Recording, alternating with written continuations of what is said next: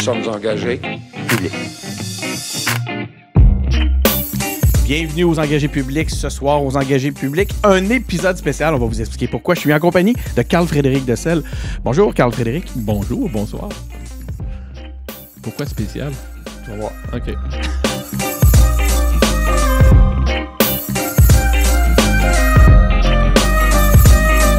Donc oui, on est en compagnie de Carl-Frédéric Dessel. Carl-Frédéric se demande pourquoi spécial. Spécial, Carl-Frédéric, puis encore merci d'être avec nous. Là. Je te remercie encore. C'est un honneur. J'ai compris que la chaise était célèbre et plein de monde se sont assis dessus. Je suis comme flatté. Là.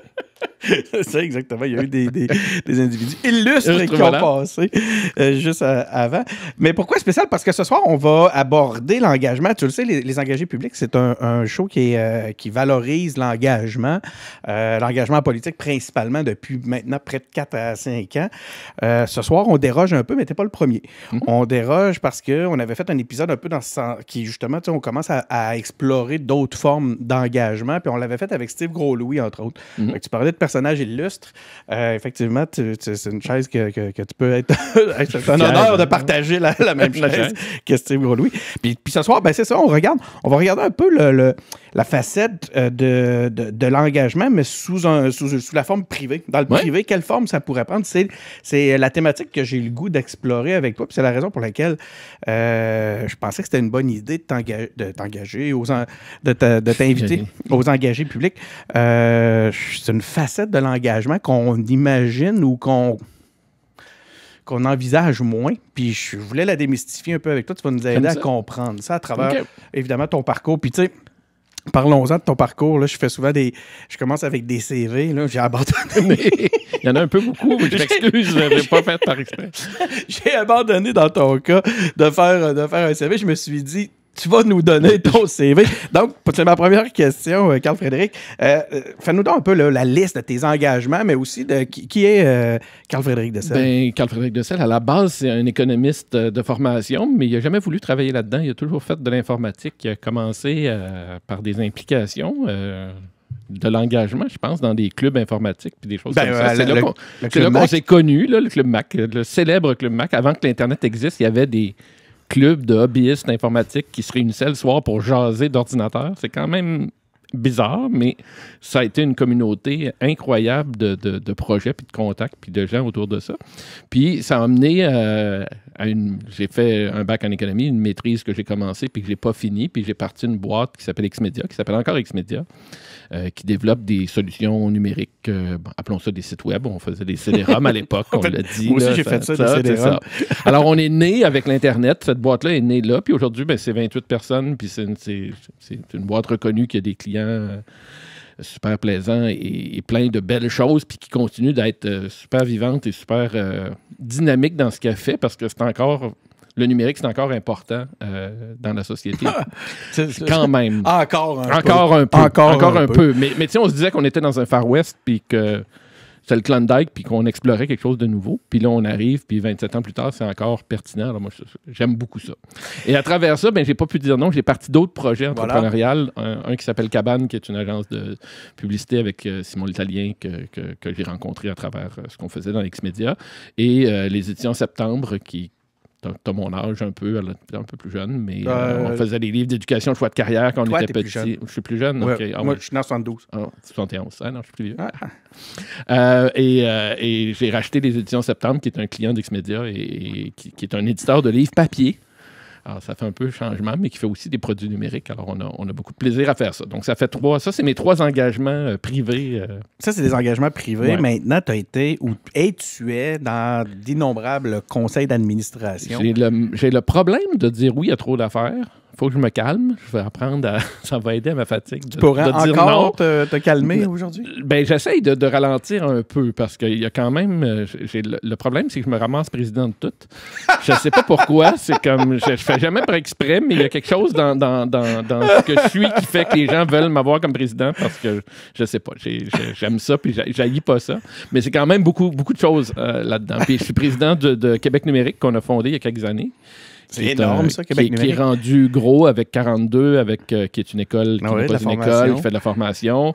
Le WAC, qui est des événements rassembleurs. Le Web à Québec, les gens pour ceux qui savent pour les acronymes qu'on utilise. Puis la Semaine numérique de Québec, qui est un deuxième événement, dans le fond. Là, avant ça, c'était dans la même semaine, mais maintenant, c'est 2 événements. Presque aussi gros l'un que l'autre, alors c'est... c'est énorme, je regardais l'organigramme hier, puis c'est rendu une vingtaine d'employés, une grosse affaire. Oui, bravo. Écoute, il faut expliquer, parce que là, on va avoir des gens de Montréal qui nous écoutent. Enfin, ils vont apprendre sur Québec. Oui, voilà. Il se passe quelque chose à Québec. Carl-Frédéric, c'est quoi ton leitmotiv pour choisir tes engagements, autant tes engagements sociaux que dans un contexte de parcours d'employeur ou d'entrepreneur? Hein? Employeur, c'est pas... Je me suis posé la question aujourd'hui pour être capable de te répondre ce soir. Puis pour moi, l'engagement public, c'est une... Tu sais, les gens disent... On fait de la politique active, puis on s'implique. Moi, je pense que tout le monde fait de la politique dans la vie, dans ce qu'ils font, puis dans leurs actions, qu'elles soient commerciales ou entrepreneuriales et tout. Puis moi, j'appelle ça le syndrome de la chambre de commerce. Moi, j'ai payé pendant des années pour être membre de la chambre de commerce. J'allais au 5 à 7, je me faisais vendre des REER, puis des placements, puis des affaires. J'essayais de vendre des affaires à des gens qui ne voulaient pas en acheter. Puis ça donnait rien, puis je trouvais ça plate. Puis à un moment donné, j'ai dit, je vais arrêter de payer pour la chambre de commerce, mais non, je me suis mis à m'impliquer dans la chambre de commerce et à faire un projet avec la chambre de commerce, avec Clément, que tu as déjà reçu, qui s'appelait les RIMA à l'époque. Puis là, j'ai comme compris que dans la vie, tu peux payer pour une chambre de commerce, mais le seul moyen d'en tirer profit, c'est de t'impliquer, puis de tomber dans le réseau. Puis dans le vrai réseau, il vient avec l'implication. Alors moi, je pense que dans la société, tout le monde paye des taxes, tout le monde fait des choses, mais si tu veux avoir un impact, tu peux facilement en avoir un en t'impliquant. Puis ça, cette implication-là, elle vient en faisant des podcasts, en vivant un peu des passions ou l'énergie que tu es capable de donner à des projets autour de ça. Alors, moi, c'est ça qui m'intéresse dans l'engagement. Puis que ce soit, je ne l'ai pas dit, mais je suis aussi président du Trident, le théâtre. Ouais. On va en parler de la culture, ça a l'air d'être c'est complètement différent, mais moi, j'apprends beaucoup de ça. Puis pour moi, c'est un engagement public. Là. J'apporte un petit quelque chose que je pense être important là-dedans. Je vais t'amener sur le terrain de la culture plus tard parce que ça a l'air d'occuper une place particulière dans ton cœur, cet aspect-là, puis on pourra le traiter à part. Mais au point de vue, tu les choisis comment, tes engagements? C'est quoi les valeurs qui t'amènent à... Les gens me sautent dessus, je dis oui. J'ai une facilité à choisir. Si les gens te sautent dessus, mais non, de choisir. J'ai la possibilité... Je pense que j'ai la possibilité de choisir, mais pour moi, il y a toujours eu des critères de diversité puis d'importance. Québec numérique, c'était un projet...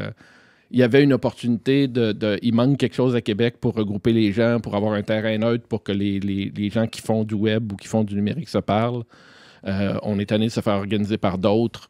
Faisons-le. Alors, on a organisé une soirée, il y a eu 50 personnes. On s'est dit, on fait un événement, il y en a eu 200. 2 ans plus tard, c'était 400, puis aujourd'hui, c'est 1500. Alors, c'est quand même...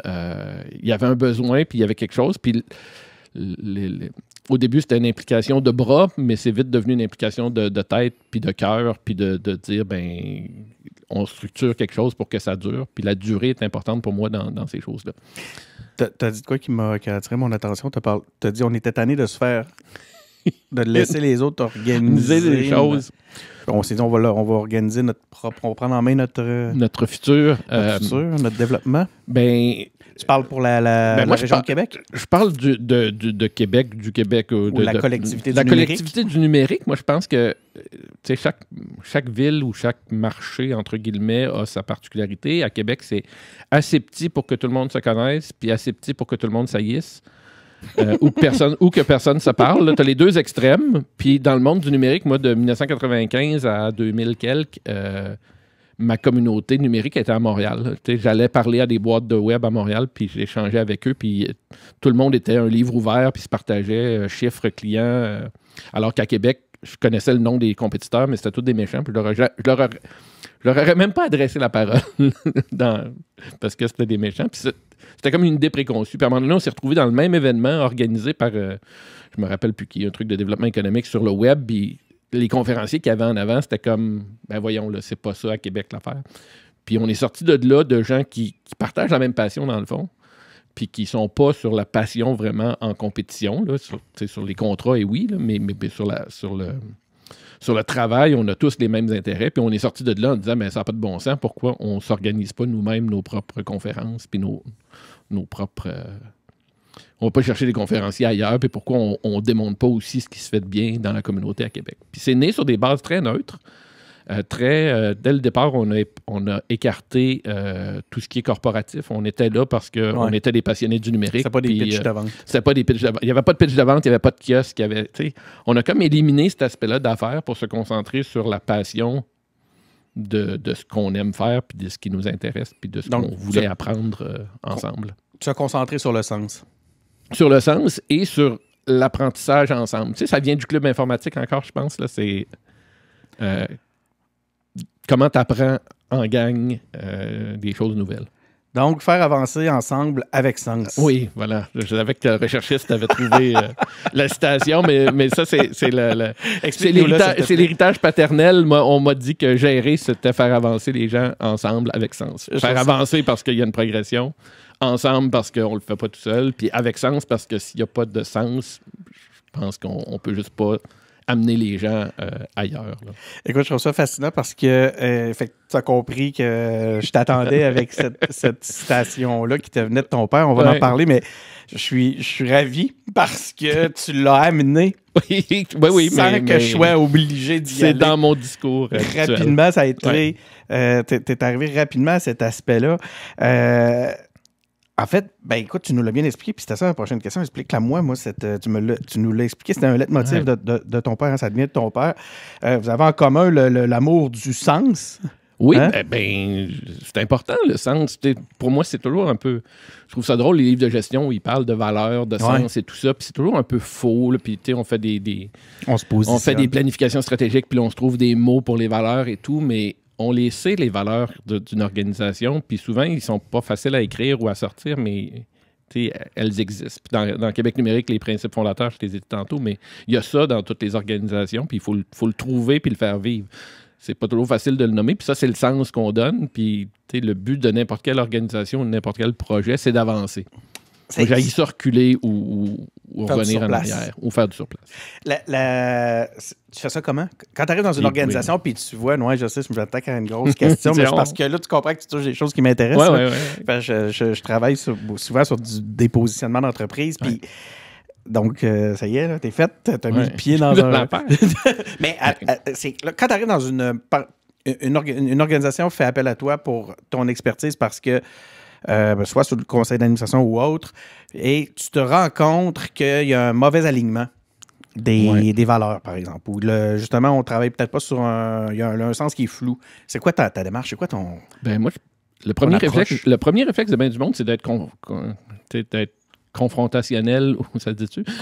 Confrontant, d'être... confrontatif. Ça marche pas, puis moi, je fais ça juste quand je suis fatigué. Là. Quand je suis fatigué, je suis bougon ou confrontant, ou dire, ça n'a pas de bon sens, pourquoi on fait pas ça?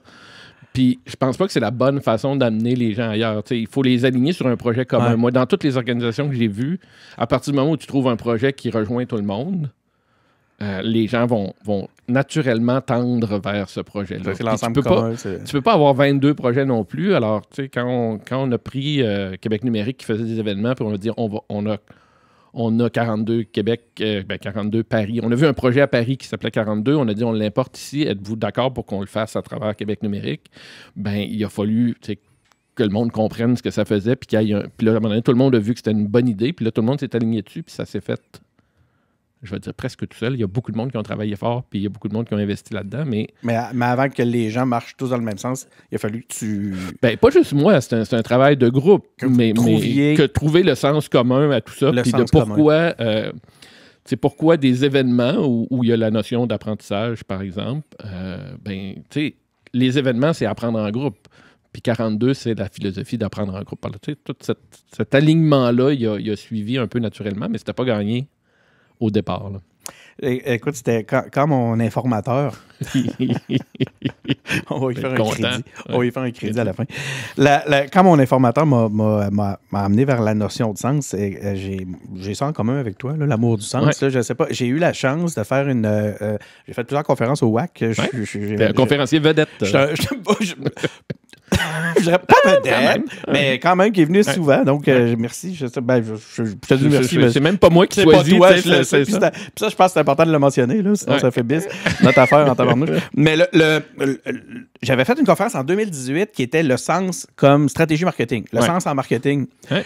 Puis, moi, je suis tanné de... J'ai une dent contre la publicité par interruption. La publicité dite que moi, j'appelle traditionnelle. Pour moi, la publicité traditionnelle, c'est pas une publicité qui est dans un journal ou dans la TV. Ouais. Pour moi, la publicité traditionnelle, c'est celle qui fonctionne par interruption puis qui lance un message à sens unique. Ouais. Fait que le numérique a amené cette possibilité-là d'ouvrir, puis j'ai l'impression que c'est le terrain, c'est tout ce que tu nous exposes depuis tantôt, quand tu nous dis, c'était pas ça, c'était pas la compétition d'être fermé, de juste assister à un événement en mode sens unique. Voilà. Tout ce que tu nous dis, c'est non, on participe, on collabore. Ben, c'est ça. Mais ça revient souvent dans plein d'affaires que je fais, puis il y a la collaboration, mais il y a l'interactivité aussi. Ce qui nous intéressait dans le web au départ, c'était que c'était pas de la pub, c'était interactif. Là. C'était pas du vide. Quand on a parti ça, X-Media, les compétiteurs, c'était des boîtes de pub ou des boîtes d'informatique. Puis, les informaticiens faisaient des affaires laides et complexes pour résoudre des problèmes simples. Puis, on en a encore aujourd'hui des logiciels qui sont mal foutus. Puis, de l'autre côté, tu avais les gens de pub qui faisaient des vitrines. Ils faisaient un dépliant, mais en ligne. Alors que nous, ce qui nous intéressait, c'était la base de données, c'était l'organisation de l'information. Puis, l'espèce de relation humain-information. Puis, pas tellement plus tard, la relation humain-humain à travers les babillards électroniques, les forums d'Internet. Je pense qu'on vient de la même place, là, IRC. Synapse, les babillards électroniques. Mais pour moi, il y en avait des tonnes. First Class, le logiciel de babillards électroniques. Bon, pour les gens, là, les babillards électroniques, c'est comme l'Internet, mais en tout petit, avec une personne à la fois. Avec 13 modems branchés sur une grosse affaire. Puis moi, j'ai eu le plaisir de m'occuper de ça. C'était fou. C'était 2000 personnes qui jasaient ensemble en se connectant à tour de rôle sur les 13 lignes qu'on avait, qui étaient 13 personnes en même temps. Puis c'est quand même fou qu'on y pense, mais toutes les bases de Facebook, de la socialisation, de l'échange, de la collaboration, du télétravail même, je dirais, étaient là. Moi, tout mon apprentissage, il vient de ça. Puis je pense que cette collaboration-là, puis cet échange-là, moi m'a apporté beaucoup. Puis je pense que des gens qui viennent du numérique, là, comme on est sorti de la piscine du numérique, mais... ça nous parle. Il y a quelque chose de facile là-dedans pour les gens. On a développé ces réflexes-là que d'autres n'ont pas, là, que nos parents n'ont peut-être pas, mais que nous, on avait. Puis que là, je vois une autre génération qui est en train de les adapter à sa façon. C'est quoi leur façon de l'adapter? Qu'est-ce qui est différent? Je sais pas. Pour nous, on était des extraterrestres à cette époque-là de voir ça. Puis quand des Facebook sont arrivés, on est devenus pas des visionnaires, mais on l'avait vu avant. Là, moi, j'avais l'impression qu'un jour, un Facebook, ça arriverait.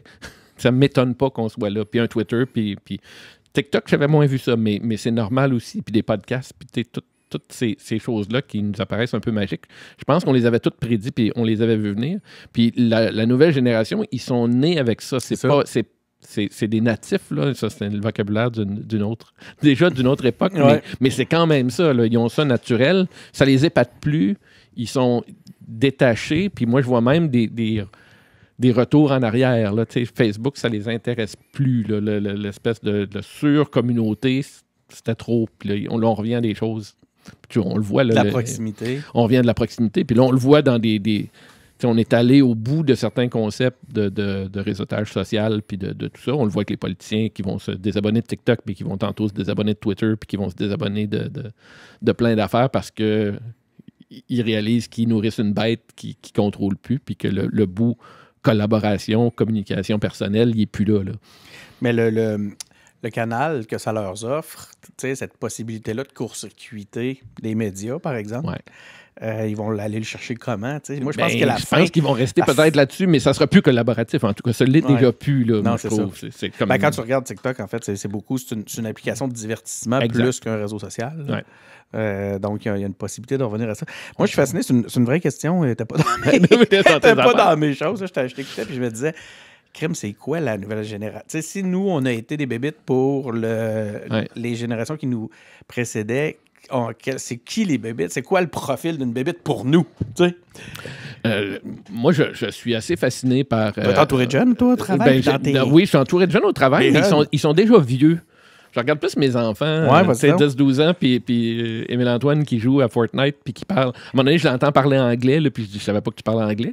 Ben là, je parle à des gens de l'Internet, là. Puis je dis, mais c'est qui, là? Ben, je sais pas, ils sont où, là, mais on essaie de leur montrer du québécois, puis c'était très drôle, là. Wow. Tu sais, pour eux, c'est naturel, tout ça, puis c'est pas comme... Nous, on trouvait ça extraordinaire, puis je suis encore moins épaté par le nouveau iPhone ou la nouvelle bebelle, mais eux, c'est un détail. Ça va de soi. Ça va de soi. C'est de l'acquis. C'est de l'acquis, puis le beau international m'intéresse beaucoup parce que j'ai quand même l'impression que le village global, c'est plus eux que nous, là. T'sais, ils vont finir par avoir des amis chinois ou des amis russes ou des amis ukrainiens. Ils en ont peut-être, ils en ont plus facilement. Des jeunes qui parlent le coréen ou qui... Il y a des... Ça donne accès à des choses qu'on n'avait pas accès puis qui n'étaient pas là à notre époque. Notre réseau social, il était relativement local. On entend dans les haut-parleurs les machines derrière. D'ailleurs, je vais les montrer. Oui. On est dans un décor vintage ce soir. J'ai le droit de jouer après. Hein. Ah oui, après. Ça va. Parce que pendant, déjà qu'on les entend, là, on entend les... T'es entendu? Oui. On entend les condensateurs puis tout. Bon, je le dis pour accuser le contexte, comme ça les gens qui nous écoutent ils comprendront qu'on n'est pas dans une arcade. C'est pas parce qu'il y a un mauvais son, c'est parce qu'il y a des machines. Alors, c'est un studio de podcast, il y a beaucoup d'équipements, mais il y a aussi des machines à boules. Moi, on a tout ce qu'il faut. On va finir là. On va revenir avec le sens, puis parce que là, j'aimerais ça faire un petit... J'aimerais ça que tu sois capable de me les nommer, là, de me dire, c'est quoi tes valeurs clés? Si t'avais le droit d'en choisir 3, tiens. Ça, nommer des valeurs, moi, je sais pas que c'est comme... Pourquoi? Parce que ça manque de nuances. Moi, j'aime ça. Parce que ça t'oblige à prioriser. Je suis d'accord. Nommer les affaires, c'est important. Nomme-moi 3, puis c'est pas parce que là, tu priorises que... je trouve ça fascinant, cet aspect-là. Mais on reviendra sur... Vas-y. L'équité... Pour moi, c'est comme une valeur importante. Je suis très... c'est l'économiste en moi, je suis très système. J'aime ça quand il y a un système en place, puis quand il y a un cadre, puis que les gens respectent le cadre, puis que c'est un cadre qu'on s'est donné tout le monde ensemble, mais je trouve que ça facilite beaucoup les choses, puis ça rend les choses plus claires. On n'est pas dans l'improvisation ou dans le cas par cas ou dans l'inéquité. Mm-hmm. Puis moi, je trouve que c'est intéressant, cette équité-là. J'aime la diversité. Je pense que c'est une valeur intéressante d'avoir autour de la table. Il y a certaines époques où ça me tannait un peu d'avoir des opinions divergentes. Mais autour de la table, là, je disais, ça empêche d'avancer. Mais aujourd'hui, je trouve ça quand même riche à partir du moment où ils sont capables d'avoir le sens commun de trouver leur place. Là, mais c'est plaisant. Puis c'est mieux compris aujourd'hui, cette neurodiversité, pour utiliser le terme à la mode, mais cette... c'est intéressant. Je pense qu'elle dit bien les choses quand même. Là. C'est ça. Je suis entouré de gens qui sont très multi, comme dirait ma blonde, qui est en train de faire un livre là-dessus, mais des gens qui ont tous les talents puis qui se complètent bien. Alors, pour moi, ça, c'est la diversité, c'est une valeur intéressante aussi. Là, il faut que je pense à tous les exercices il en manque une. Parce que ça me fait rire, parce qu'on parle depuis... T'as 23 minutes, OK? Oui. T'as dû me sortir... On a dû parler d'à peu près... 22 affaires qui prendraient 1 heure chacune. Non, mais juste en termes de valeur, là, on a dû parler d'à peu près 8 à 10 valeurs facilement. Puis là, tu m'as bien demandé... J'étais sûr qu'on allait revenir sur des choses qu'on avait parlé. Puis non, tu m'arrives avec 2 nouveaux trucs. Parce que la collaboration, la collaboration ou l'apprentissage, apprendre ensemble, moi, je trouve ça important. Puis le partage, c'est partagé, puis tout ça, mais c'est pas une valeur. C'est comme, je sais pas, c'est un état c'est un mode de vie, entre guillemets, d'apprendre en partageant. Moi, je suis pas très école... je suis bon à l'école, puis j'ai du fun à l'école, mais je serais pas du genre à retourner aux études ou... j'aime apprendre ou dive in, là, comme pour utiliser un terme anglais. Plonger, tiens, voilà. Je rejoins une de tes passions. Mais tu sais, plonger dans un sujet où tout apprendre sur un truc. Moi, quand l'Internet est arrivé, là, j'ai plongé là-dedans, puis je savais... le protocole TCP/IP puis les affaires qui sont les bases aujourd'hui que plus personne connaît, là, mais moi, je sais c'est quoi un serveur DNS, puis c'est quoi... mais je le fais plus, je le programme pas, mais moi, je m'intéresse à comprendre ces systèmes-là, puis j'ai toujours appris ça avec les gens qui m'entouraient, puis d'aller chercher les ressources pour compléter mes connaissances. Donc, pour moi, apprendre ensemble, c'est aussi important qu'avancer ensemble. Puis je pense que ça c'est une valeur, je ne sais pas. Mais la coopération, oui. Puis On va en parler maintenant parce que je n'ai pas l'intention qu'on s'étende trop là-dessus, puis ça va être un peu à toi, en fait, de le décider, cet aspect-là. Mais je pense que ça explique un peu ton sens du service public. Là. Je vais parler évidemment de Pierre Decelles. C'est ton père? Oui, c'est mon père. Oui. Qui était, selon l'informateur, qui est l'oncle de l'informateur. Comment ça, tu connais mes sources? C'est trop évident. Non, là, je nie. Jamais je donnerai mes sources. Voilà. J'ai marché sur une enveloppe, c'est à la rue Saint-Jean. Oui, tout à fait. Et tout était là. Je marche souvent, moi, c'est à la rue Saint-Jean, d'abord. Près de l'hôtel de ville. On est dans le milieu de Charlotte. Trop d'indices. Je marchais proche de l'hôtel de ville, puis j'ai mis le pied sur une enveloppe brune. Puis ça disait, entre autres, cette personne-là disait que c'était un pédagogue formidable, mais au-delà de ça, a été directeur de l'ENAP. Hein? Ton père est à la... C'est drôle, ça fait 22 ans qu'il est décédé, puis ça revient à chaque année. Les gens étaient décédés au début avril. Je sais pas pourquoi, c'est un hasard, mais à chaque année, ça revient, puis à chaque année, on en reparle, puis je pense que le deuil est là, mais pour moi, c'est quand même important. Puis, tu sais, les gens, dans ce milieu universitaire-là, ils étaient quand même connus. L'ENAP, c'est une université, comme il aime le dire, c'est une petite université à taille humaine. Là. C'est pas énorme, mais ça forme des gens des fonctionnaires, des gens de service public. Puis d'où le goût de l'implication. Puis je pense que oui, ça vient en partie de là, mais il a été à l'Université Laval avant, il a été à l'Université du Québec, il a fait d'autres trucs avant de tomber là, mais je pense que là, il était vraiment tombé dans son élément de service public, puis de servir. Puis je pense que dans la famille, c'est important. Là, l'informateur en fait partie, mais il y a plein d'autres mondes dans cette famille-là qui ont à cœur le service public ou l'implication ou l'engagement. Oui, puis c'est ça que en fait, c'est pas juste pour... T'as parlé de ton père comme ça, c'est que c'est intéressant de voir que en fait, je cherche à comprendre jusqu'à quel point ça a eu un impact sur ton sens de l'engagement aujourd'hui. Ben oui, parce que moi, je me rappelle qu'il a été sur des CA de l'Institut canadien. J'ai été ton informateur aussi sur le CA de l'Institut canadien, qui sont les bibliothèques de la Ville de Québec. Ça a été ma première implication, mais c'est de père en fils. Mais c'était un hasard, mais c'était quand même intéressant de voir cette perspective-là. Puis je pense que j'ai retenu de ça que c'était important d'être là, puis que c'était pas seulement des...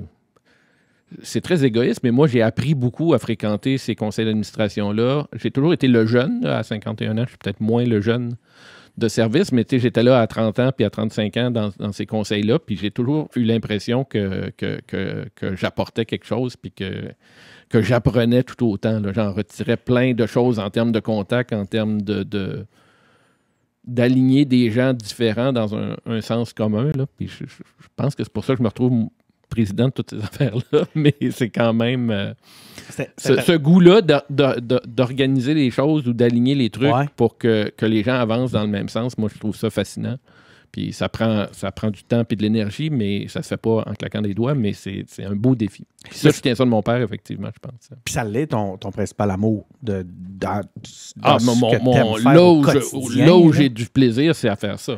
Parce que, tu sais, on parle beaucoup de numérique, t'es connu, t'es célèbre pour les aspects numériques. Ben oui, quand même. Ben oui. Ça fait longtemps. Mais c'est ça, mais... Puis là, tantôt, tu me parlais, j'aime plonger dans les sujets. J'imagine que là, à un moment donné, il a fallu... Choisis. Ben, tu choisis, mais moi, j'ai toujours eu, je le dis à la blague, là, mais je me suis toujours dit que je vais me limiter à 3 ou 4 implications. Puis pour moi, c'était une dans mon domaine, ça, c'est Québec numérique. Une dans un autre domaine, c'est la culture, puis c'est le Trident actuellement. Puis une en dehors de la Ville de Québec, qui est le MT Lab à Montréal, qui est un incubateur d'entreprises en tourisme, divertissement, tourisme, culture et divertissement. Il y a un petit lien. Mais c'est un nouveau réseau de gens que je ne connaissais pas du tout à Montréal. C'est par des amis que je me suis retrouvé là. Puis j'ai un fun fou à explorer ça, puis à me rendre compte que les écosystèmes sont différents, mais sont un peu pareils aussi. Là, Donc, on est dans une autre vision de l'engagement, puis je reviens à notre mission à nous, celle des engagés publics, de démystifier un peu, puis comprendre les motivations des gens qui s'engagent. On est dans une forme d'engagement, c'est un autre sens de l'engagement. On n'est plus le service public, premier degré, tel que notre informateur ou quelqu'un qui va se lancer en politique directement. Tu agis sur la collectivité par les conseils d'administration. J'ai rien contre... Les politiciens font exactement la même chose, mais à un autre niveau avec une pression beaucoup plus grande, je pense, d'être exposé et tout. Mais je pense que chacun d'entre nous, à notre niveau, on peut faire des actions humbles et intéressantes qui font avancer les choses. Puis si je suis capable d'avoir l'énergie pour le faire, puis moi, j'apprends énormément de ça, puis je développe des... Je pense que comme toi, on a de la facilité à parler à des gens, puis à établir des contacts, puis à gagner l'engagement de d'autres personnes aussi. Rassembler. On moi, vient ou ensemble? Ensemble, bien, c'est ça. Alors moi, j'ai beaucoup de plaisir à faire ça. Ça m'apporte beaucoup de motivation. Puis c'est aussi ce que je fais dans les entreprises. C'est moins spectaculaire, mais est-ce que si j'avais... Puis la question est on dit qu'il n'y a pas de mauvaise question, puis tu pourras confirmer si c'est vrai, mais... j'ai quand même le goût de te le demander. Selon toi, est-ce qu'il y a un engagement qui est plus... si on compare, mettons, avec l'engagement, par exemple, en politique, est-ce que l'engagement comme ça au sein de CA, dans des réseaux moins connus, moins de surface, en termes de visibilité, sont plus efficaces ou moins efficaces selon toi? Ou c'est...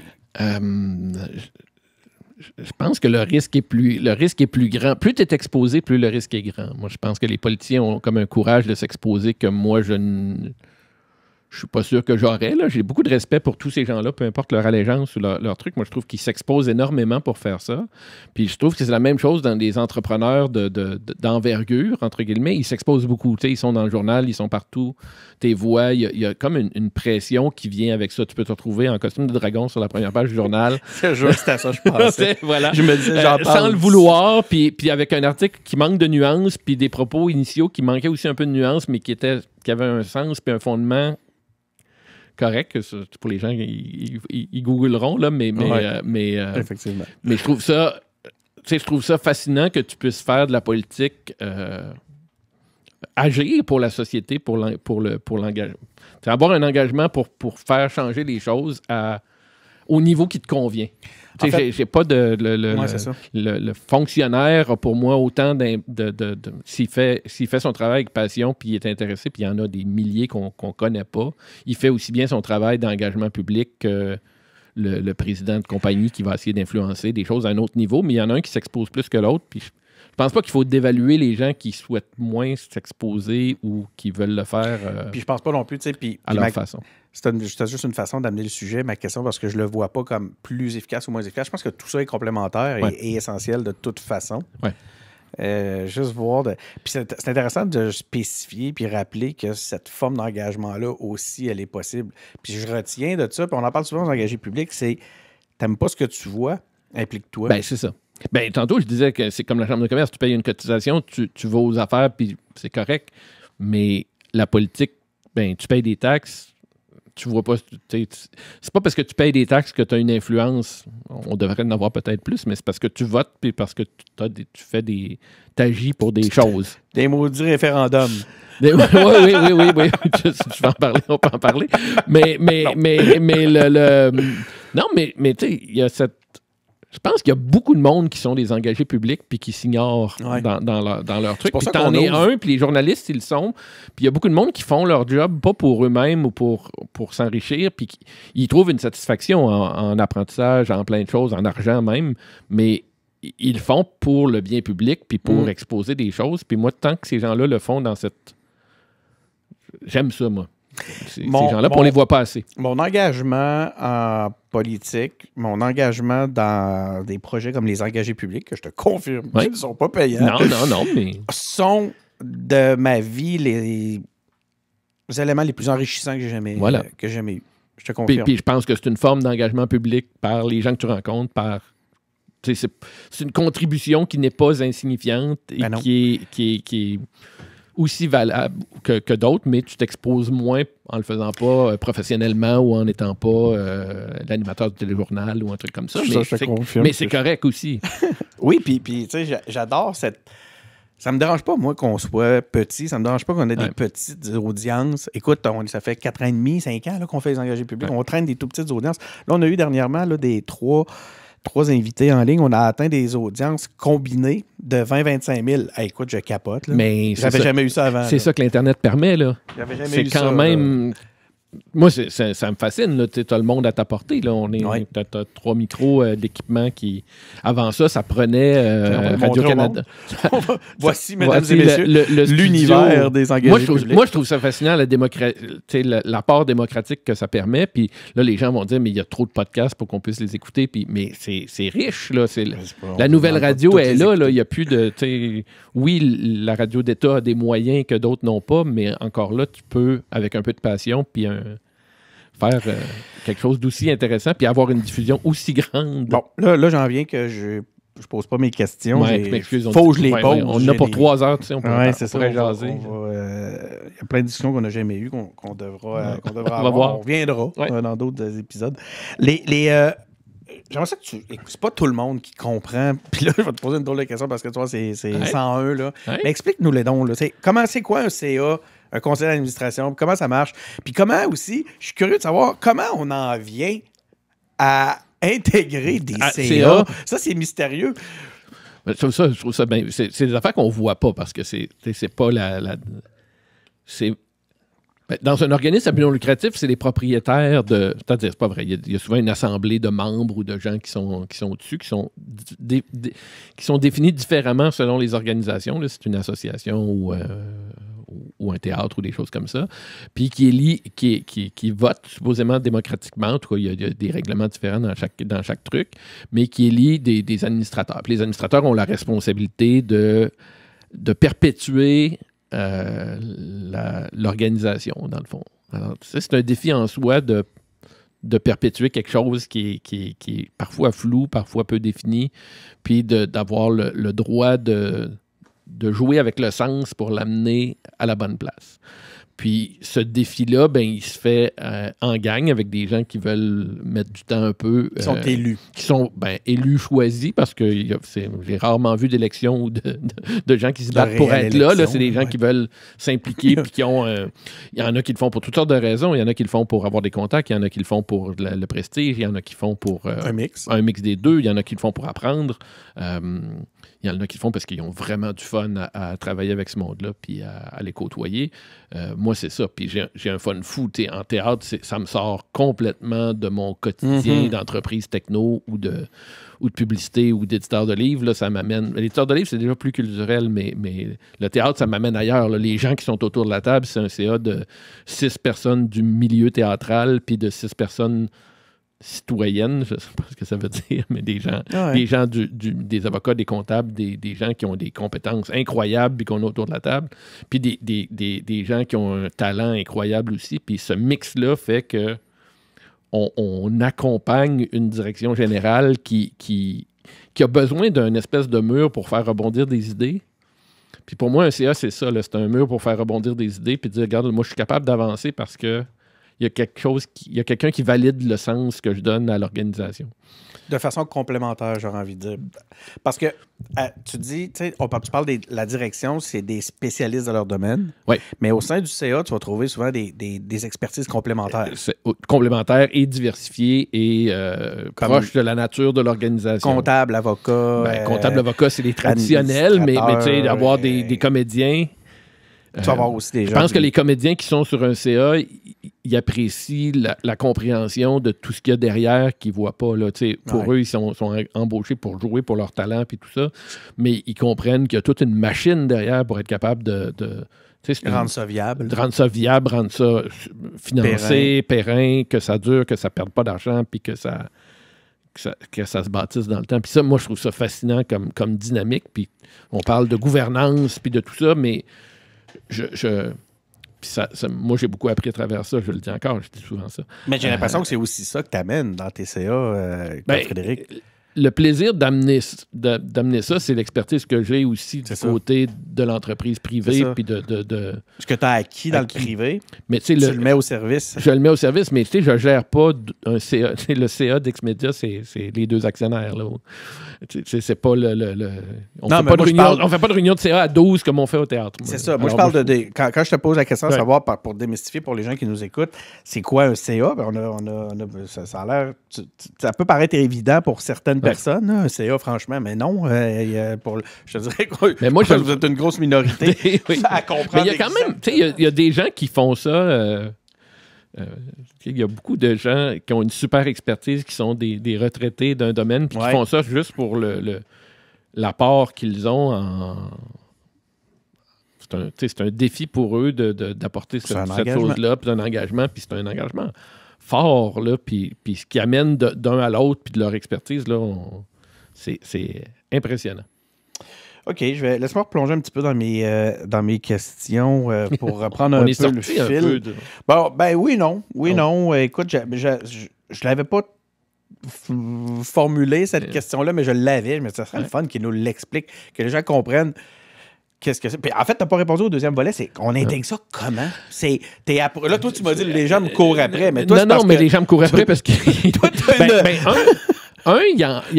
moi, je trouve que c'est dur de faire comprendre. Je vais mettre la caméra sur toi pendant ça. Moi, c'est dur à faire comprendre à des gens plus jeunes ou des gens qui commencent dans leur carrière professionnelle que cet engagement-là, il va leur apporter beaucoup.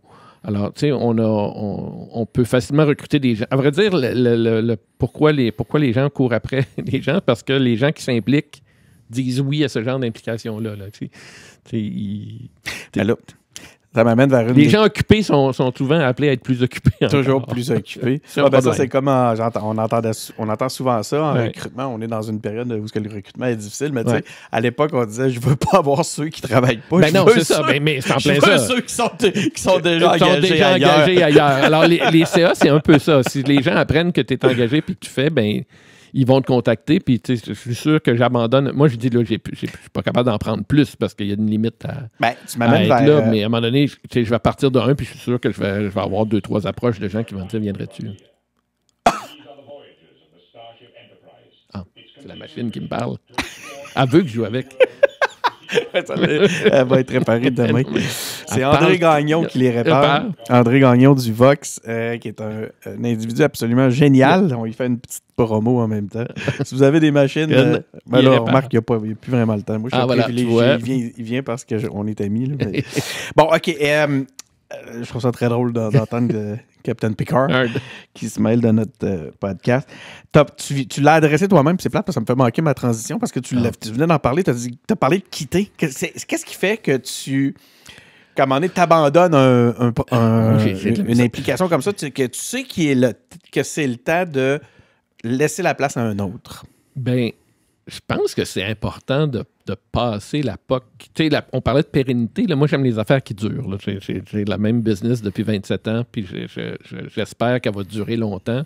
Puis je suis pas... Il y a des gens qui rentrent en affaires pour avoir ce qu'on appelle un exit strategy, une stratégie de sortie, puis de dire, ben dans 2 ans, je vais vendre, puis je vais être milliardaire.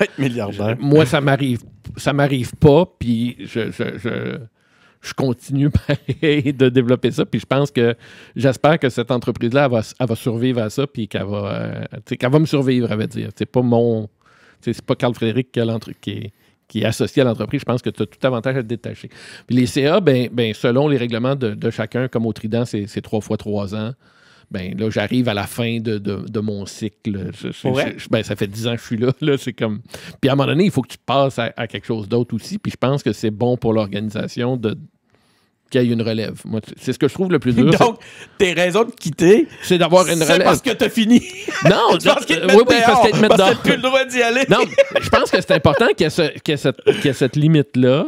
Mais je pense que pour n'importe quelle organisation, le fait d'avoir un leadership différent ou d'autres choses, c'est important. Là. Quand le Trident, il y avait un président avant, il était là 2 ans, il y a eu d'autres occupations, il a dit je pourrais plus être là, puis là, ils m'ont dit, ben veux-tu veux-tu occuper le poste? Déjà sur le CA J'étais déjà sur le CA. Ouais, ils m'ont dit, peux-tu prendre le poste par intérim? J'ai dit, ça me ferait plaisir, mais là, j'ai trop aimé ça, puis je suis resté. OK. Mais j'ai quitté d'autres CA, puis j'ai été sur Technocompétences, qui est un comité sectoriel où j'ai appris énormément de choses, puis j'ai été là 5 ans, puis la limite, c'est 5 ans, puis j'étais content de partir à la fin. Là.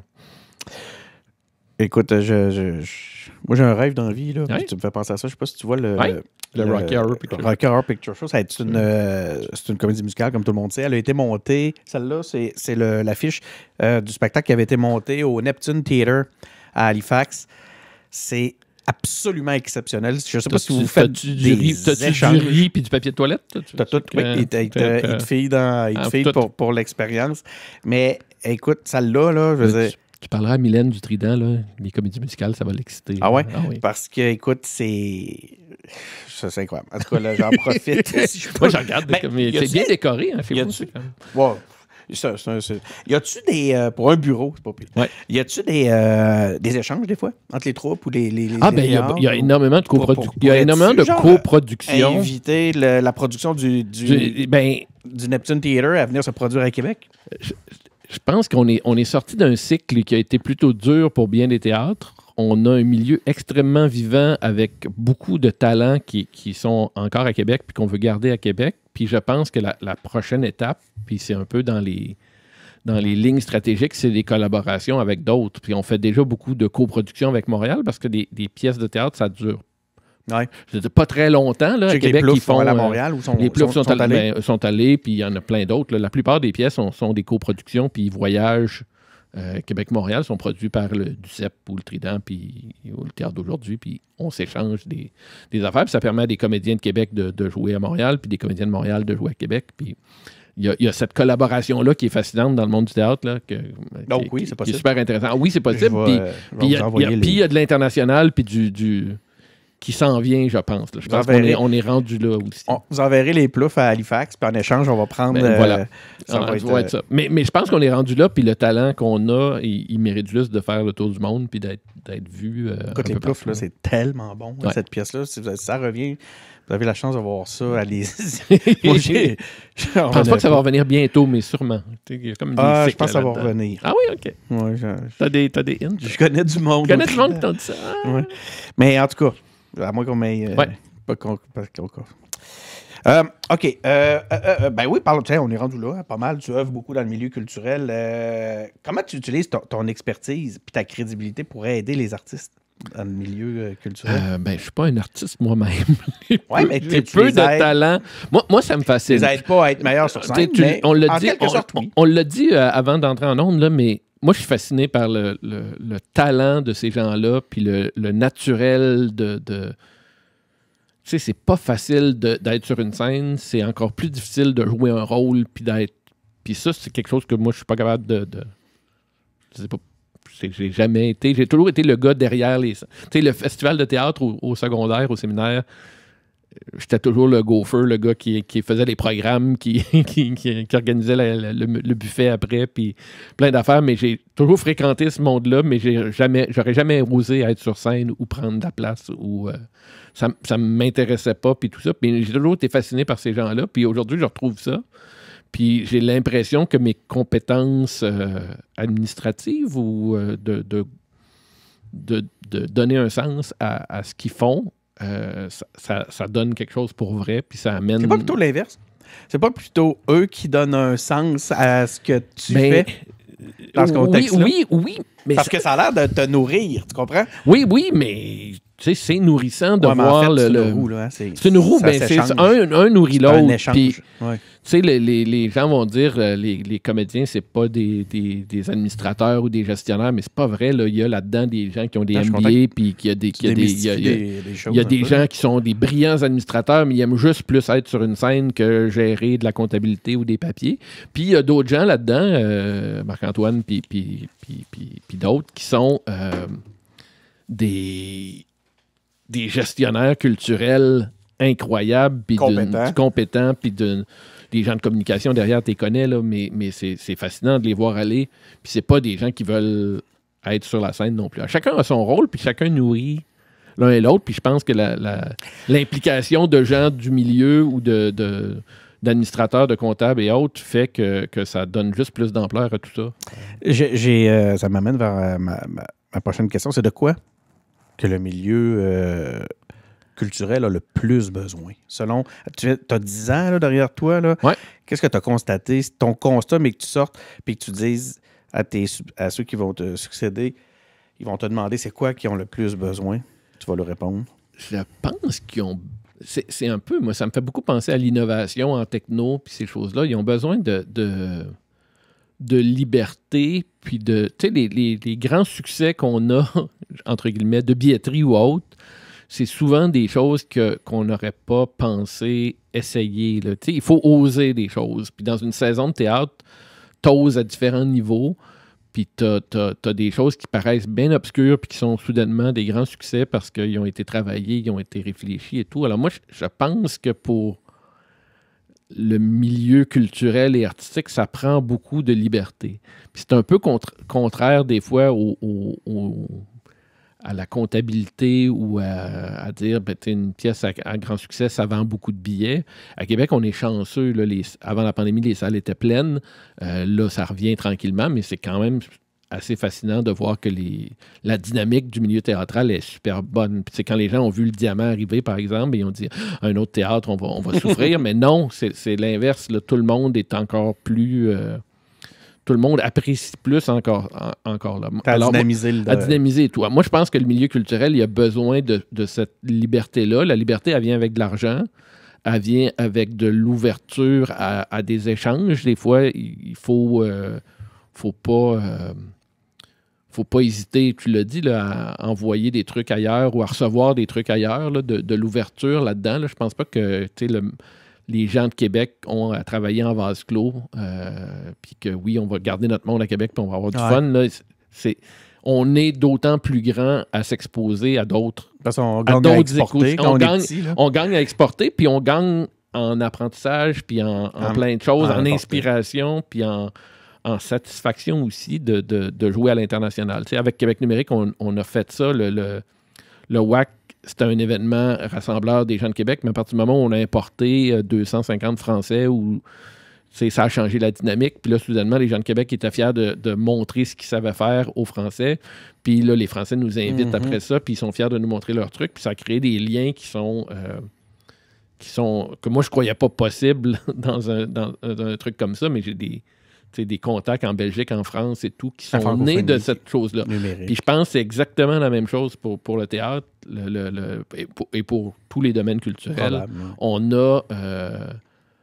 a cette chance-là avec le numérique, puis les technologies, puis les réseaux aujourd'hui de s'exporter partout. Là. Tu peux écouter de la musique coréenne, ça Donc, tente, puis je reviens l'inverse, c'est aussi vrai. Là. On va essayer de faire une synthèse. C'est de quoi que le milieu culturel a le plus besoin? D'ouverture puis de confiance. Donc, de liberté. De liberté sur ça. Qu'on leur fasse confiance. Qu'on leur fasse confiance. La liberté, elle vient avec plus d'argent, plus de moyens, c'est sûr, mais pas tant. T'sais, la liberté, elle vient aussi avec des contraintes. Puis la liberté, elle vient avec beaucoup d'ouverture sur l'autre, puis sur je pense qu'on est rendu à échanger puis à rayonner au-delà de Québec puis d'ailleurs. Je trouve ça super intéressant parce que c'est un phénomène que je vois aussi en communication, en publicité. Moi, un des partis pris que j'ai souvent dans mes approches stratégiques, c'est laisser travailler les créatifs. Ouais.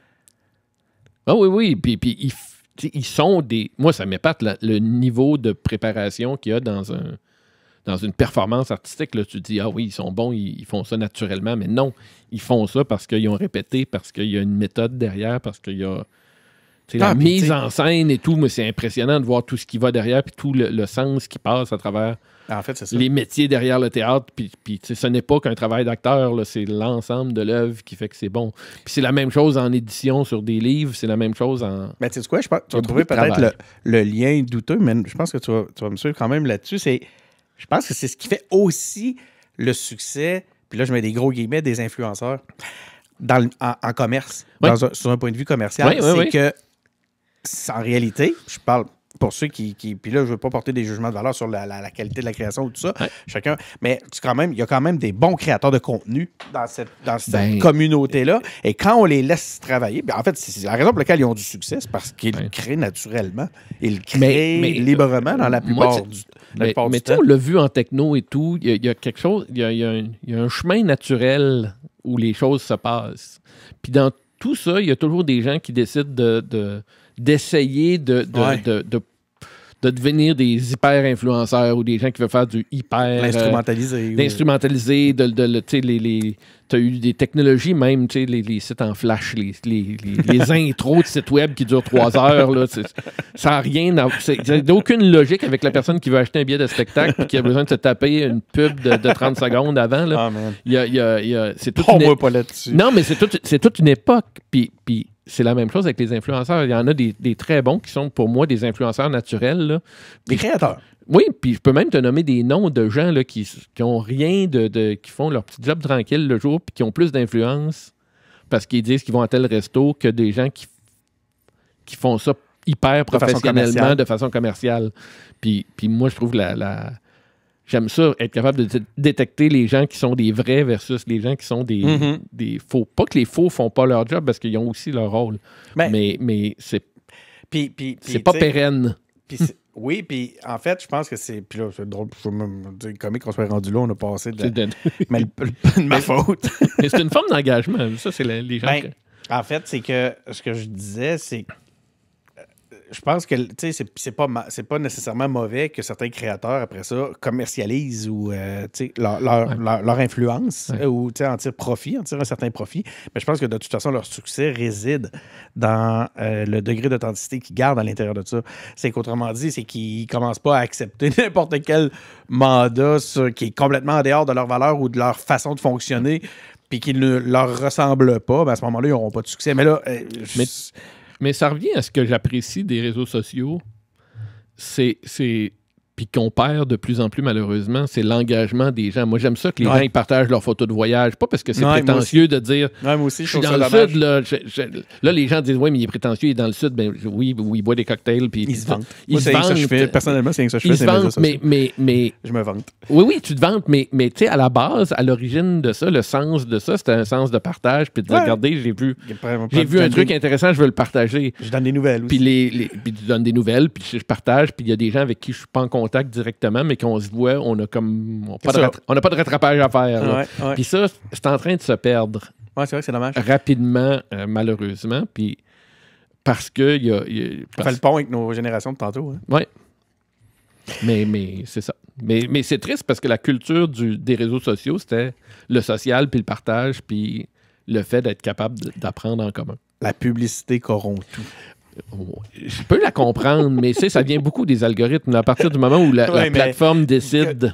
D'où tu penses que ça vient? Ben, ça vient de la pub, c'est sûr. Mais c'est ça. Mais, alors, la pub a corrompu tout, je suis d'accord, puis je suis pas d'accord. Absolument. Mais il n'y a pas de modèle d'affaires dans un réseau social s'il n'y a pas de...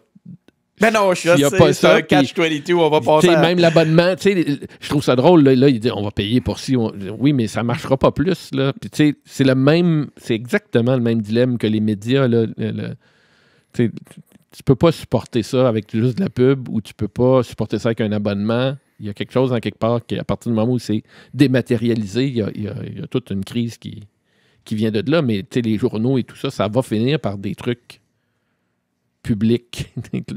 La société va payer pour avoir des médias en fait, ce qui va arriver, là. Oui, puis ce qui va arriver, c'est que ça va mener, il y a un vide. Ça va créer il va y avoir des vides. Il va y avoir des vides.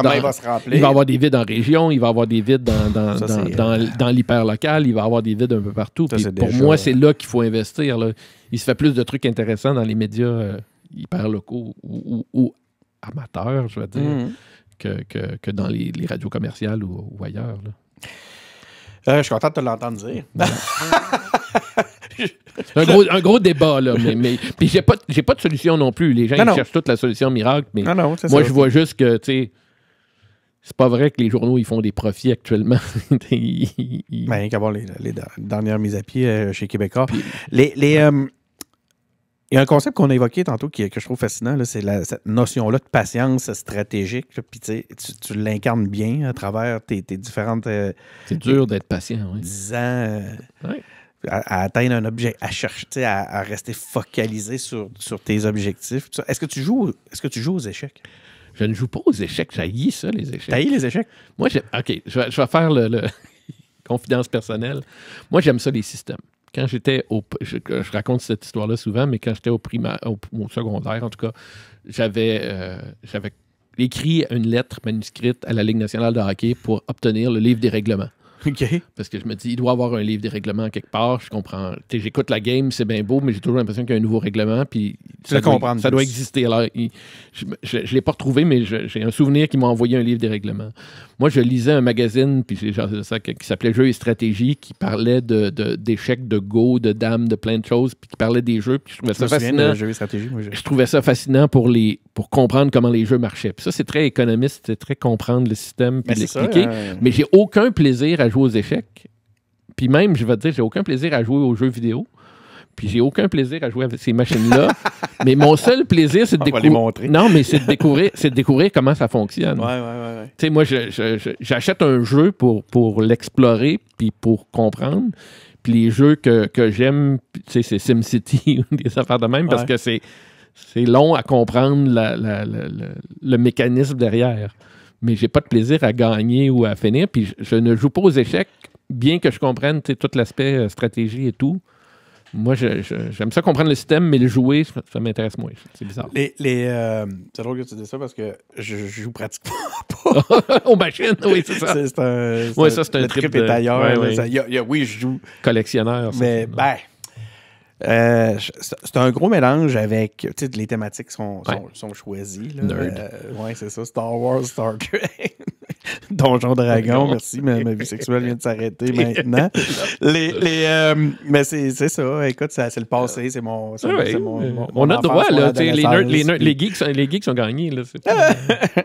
Oui, c'est ça, on n'a pas à rougir de cet aspect-là. Écoute, pourquoi je t'amenais sur cette patience stratégique-là, puis que je te parlais d'échecs, c'est j'aimerais ça que tu nous racontes l'anecdote de ton grand-père, Léonce. Qui jouait aux échecs par je trouve ça absolument... À vrai dire, ton informateur pourrait t'en parler mieux que moi, parce que je pense qu'il a hérité de morceaux de ce passé-là. Mais y aurait-tu des cartes postales encore à sa possession? C'est pas ça s'il n'y en a pas une ou deux, en tout cas. Il y a au moins des photos notre je grand-père. Pensais que tu avais tiré quelque chose de ça, moi. Ben oui, parce que je trouve ça pré-Internet. OK, raconte-le. En gros, il jouait aux échecs avec des gens de partout dans le monde, avec des cartes postales, en s'envoyant le prochain coup d'une partie sur une carte postale. Puis à chaque fois, il remontait son jeu d'échecs. Quand il recevait un nouveau coup. Il remontait son jeu d'échecs, il repartait sa partie-là. Il réfléchissait pendant quelques jours, puis il renvoyait une carte postale, puis il jouait comme ça avec 8 ou 10 personnes un peu partout à travers le monde. Mais ça n'a rien de différent d'un jeu vidéo d'aujourd'hui ou d'un truc que tu ferais ensemble dans une communauté d'affaires. Puis, tu sais, les cartes postales, ils disent pas grand-chose, là. Ils parlent... tu sais, quand on parle de patience stratégique, moi, je me suis dit, il tire ça de ça, c'est sûr. Là. Peut-être d'inspiration, je sais pas. J'ai pas... Je suis généralement très patient quand je suis en forme. Et j'ai toujours assez confiance, peut-être trop, que les choses vont s'arranger ou vont retomber dans le droit chemin. Là, comme l'alignement. Alors, tu sais, sur les jeux, comme les échecs et tout,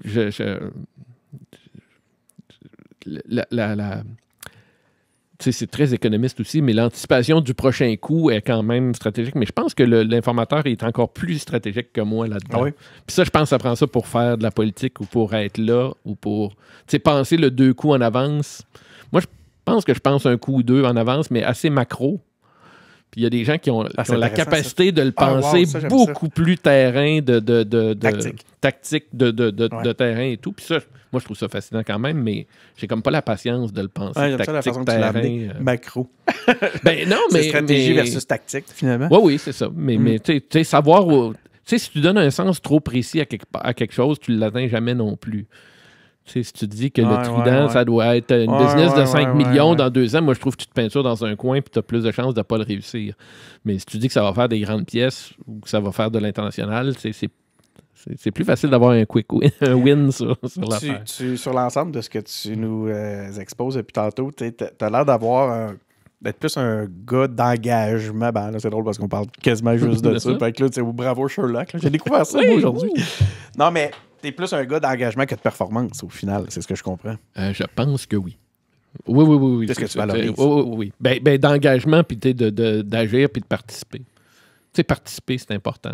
Comme ensemble. Gagner. Non, mais tu sais, les gens de participer, l'important, c'est de participer, puis pas nécessairement de gagner, mais j'ai l'impression que les gens qui participent pas, ils gagnent moins souvent au final.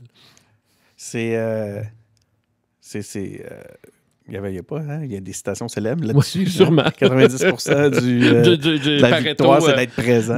Oui, c'est ça. Mais c'est ça. Moi, je pense qu'il y a des... Puis t'es pas obligé d'envie de t'impliquer dans la société ou de faire des choses. Mais j'ai honnêtement l'impression que les gens qui le font sont... En sortent gagnants un jour ou l'autre. Faire avancer ensemble avec ça. Voilà. Merci beaucoup, Carl-Frédéric Dessel. Tu veux pas qu'on jase encore 2 heures, c'est fini? Non, ça va être fini. Écoute, on a... Il a fait 1h40, bien pile, là, comme faut. J'en aurais pris plus. Moi, j'adore ça, faire ça. Voilà. Merci. Voilà, merci.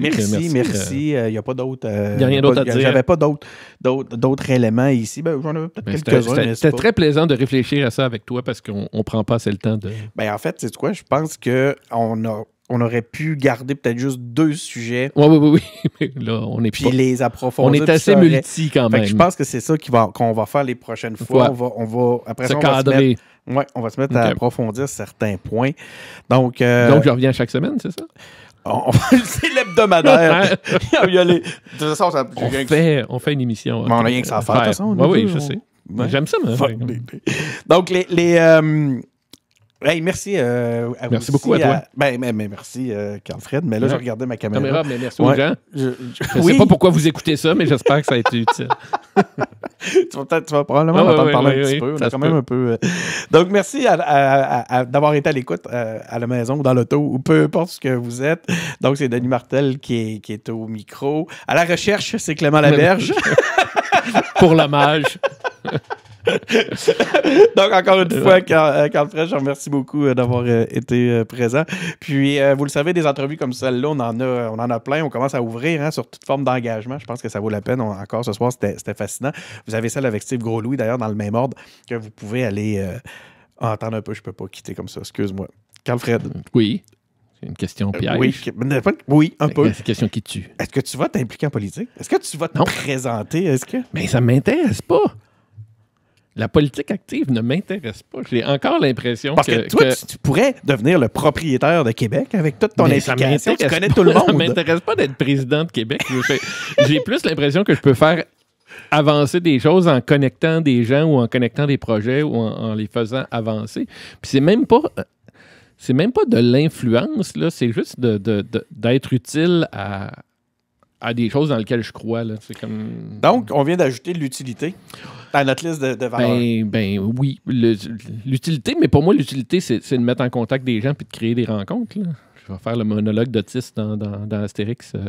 La vie et des rencontres et tout. Mais pour moi c'est ça que je retiens de tout ça. Là. Moi, je suis content de connaître des gens puis d'être capable de leur parler puis de rien avoir à leur demander, mais de juste dire, parle donc à un tel. Là. Puis t'es pareil un peu, puis je sais qu'on est un gros réseau de gens qui sont pareils comme ça. Avec le même objectif. Juste de mettre en contact des gens qui ont des atomes crochus ou qui peuvent se compléter pour faire des choses, moi, ça me fait affreusement plaisir. Alors, c'est ça ma politique. Parce que t'es conscient que... d'ailleurs, ça m'amène vers mon autre question piège axée sur la politique. On te l'a sûrement déjà proposé. Indirectement, oui. On cherchait à... Il y a des gens qui ont cherché à savoir si ça m'intéressait. Mais honnêtement, je trouve ça comme trop de risques. Non, c'est un niveau de j'ai beaucoup de respect pour ceux qui en font. Mais je préfère nettement être en arrière-scène et faire avancer les choses et contribuer autrement. Est-ce que c'était au niveau provincial ou municipal? Après ça, je te jure. C'était au niveau municipal, mais... Au niveau municipal, parfait. OK. Donc, je vous reviens, chers auditeurs. J'étais en train de vous remercier d'avoir été à l'écoute. Il y en a plein des entrevues comme ça avec des politiciens aussi. On est sur toutes les plateformes, vous les connaissez. Rendu à ce moment-ci, vous avez compris. Là, par contre, on a perdu 70% de l'audience qui restait parce qu'ils ont pensé que c'était la fin. Ouais. C'est comme les films, il faut rester jusqu'à la fin du générique, c'est important. Puis là, mais là, c'est vraiment ça. Là, je le vois là, dans les. Justement, toi qui aimes l'engagement, là, dans les courbes, dans les. Quand je regarde les tableaux sur l'engagement, aussitôt qu'ils comprennent que ça se termine, il n'y a plus personne. Fait que. Vous avez manqué, chers auditeurs, tout le bout où Carl Frédéric nous révélait les secrets axés sur son implication en politique active. Il n'y en a pas. Moi, j'aime ça être derrière. C'est facile à... Mais on fera une émission... Il n'y en a pas. Non, mais si tu veux, on fera une émission là-dessus. Moi, je trouve ça fascinant, l'arrière-scène de ça, puis je pense qu'on n'en parle pas assez. Là, même. Clément en a parlé beaucoup, mais c'est rare qu'on entende, ça. C'est un bijou de... Oh oui, écoute, j'ai pas été parce que c'est Clément, complètement... mais... Ça a été... Moi, je me considère complètement privilégié d'avoir pu faire partie de ça, d'avoir assisté. Je me sentirais privilégié de pouvoir l'écouter. Fait qu'imagine le contribuer à ce que ça arrive. C'est pas arrivé souvent qu'un directeur de cabinet en poste s'expose comme ça, puis vienne répondre à des questions. J'ai trouvé ça absolument fascinant. Donc, en tout cas, fait que c'est ça. Là c'est vrai, on s'en va. Merci d'avoir été à l'écoute. Puis, revenez lors d'un prochain épisode.